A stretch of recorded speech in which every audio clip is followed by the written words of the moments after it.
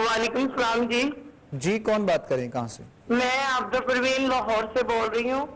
जी भाई मेरा मसला ये है कि एक तो मैं बीमार बहुत ज्यादा रहती हूँ। जी दूसरा ये है कि मेरे दोनों पाँवों में भी चोट लग चुकी है और दोनों घुटनों पे हड्डियों की जब भी गिरती हूँ ऐसा लगता है जैसे कोई धक्का देता है। और अच्छा एक दो टाइम मुझे खुशबू आती है, जैसे सिरगट टाइप की खुशबू होती है।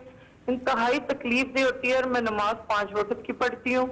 हत्ता कि मैं तहज्जुद भी कोशिश करती हूँ कि वो भी पढ़ूं। वल्लाह आलम। दूसरा मेरी औलाद, मैं कहती हूँ कि फर्मा बरदार हो और मेरे में कहाँ गलती है क्या? हेलो। जी सुन रहे हैं, आप बताइए। हाँ हाँ जी, मैं चाहती हूँ कि मेरे बच्चे मेरे फर्मा बरदार और कामयाब हो।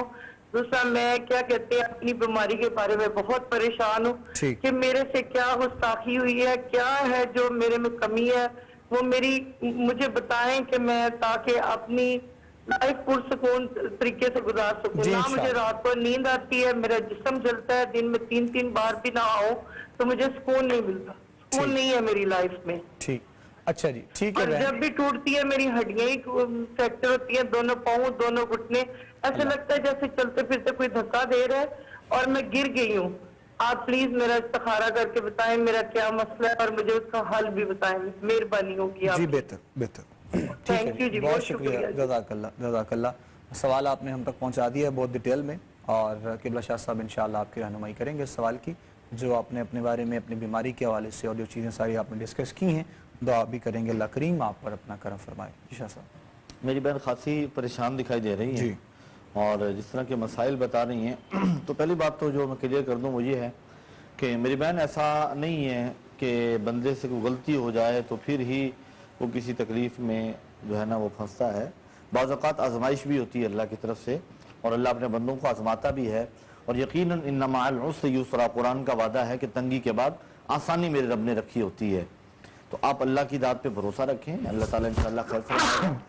आप जो बात बता रही हैं कि खुशबू सी आती है अचानक और बड़ी तकलीफ ये होती है और उसके बाद आप मसाइल का शिकार भी होती हैं, तो आपने आज के बाद एक चीज़ पल्ले से बांध लें, नमाज की आप पाबंदी करती हैं।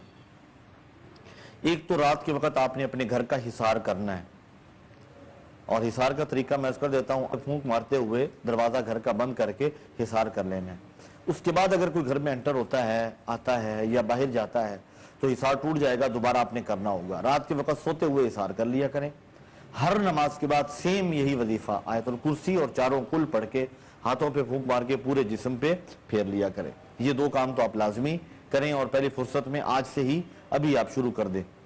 और उसके अलावा आप एक ख़त लिखें ज़रा डिटेल में, उसमें जैसे आपने अभी मसाइल बयान किए हैं, कुछ यहाँ से आपको तावीज़ात वगैरह रवाना किए जाएंगे और आपने ये जो कुछ बताया है इस पर अमल शुरू कर दें। और साथ में आप नमाज के बाद कुछ देर के लिए अल्लाह का जिक्र किया करें, ज़ुबान से भी करें, दिल से भी करें, यानी दिल की तरफ तसव्वुर करके अल्लाह अल्लाह अल्लाह, और ज़ुबान से अल्लाहु अल्लाह। ये जिक्र आप थोड़ी देर के लिए बैठ के करें, क्योंकि कुरान में अल्लाह का वादा है अला बिज़िक्रिल्लाहि तत्मइन्नुल कुलूब, अल्लाह के जिक्र से दिलों को इत्मीनान होता है, सुकून मिलता है। आप जो कह रही हैं कि ज़िंदगी में सुकून नहीं है, इंशाअल्लाह आपकी ज़िंदगी में आपको सुकून महसूस होगा अल्लाह के जिक्र की बरकत से।